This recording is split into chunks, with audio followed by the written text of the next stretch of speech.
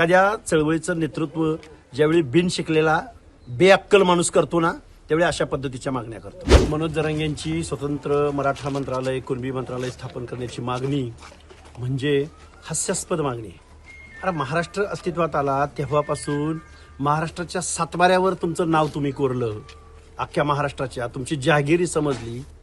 अरे एक दोन ओबीसीचा मंत्री आणि 2-4 SC STचे मंत्री, अल्पसंख्याकांचे मंत्री सोडलं तर अख्खं मंत्रिमंडळ तुम्हाला महाराष्ट्रानं कॉन्ट्रॅक्ट बेसिसवर दिले ना कायमचं.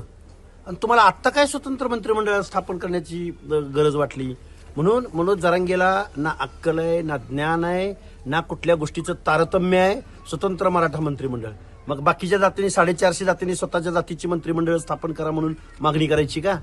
निव्वळ महाराष्ट्रामध्ये अस्वस्थता निर्माण करणं, मुख्यमंत्र्याला मुख्यमंत्री पदाच्या खुर्चीवरनं खाली खेचणं आणि कुणाचा तरी पॉलिटिकल स्कोअर सेट करणं, यासाठी मनोज जरांगेंचं हे उपोषण आहे.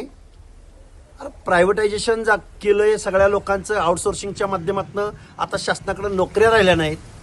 प्रसाद लाडाची ज्या काही कंपनी आहेत, मी मगाशी सांगितलंय, या सगळ्या कंपन्यांच्या माध्यमातून हजारो नोकऱ्या आज प्रायव्हेटायझेशनच्या माध्यमातून उद्ध्वस्त झालेले आहेत. कुठलं आरक्षण, कुठलं महिलांचं आरक्षण, कुठलं SC STचं आरक्षण, या सगळ्या गोष्टीवरती पोतेरा फिरवायचं काम यांनी केलंय.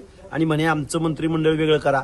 मग आम्ही पण सगळ्या जातीच्या लोकांनी आमचं मंत्रिमंडळ, आमचं मंत्रिमंडळ, आमचं मंत्रिमंडळ, हे हास्यास्पद गोष्टी आहेत. एखाद्या चळवळीचं नेतृत्व ज्यावेळी बिन शिकलेला बेअक्कल माणूस करतो ना, त्यावेळी अशा पद्धतीच्या मागण्या करतो.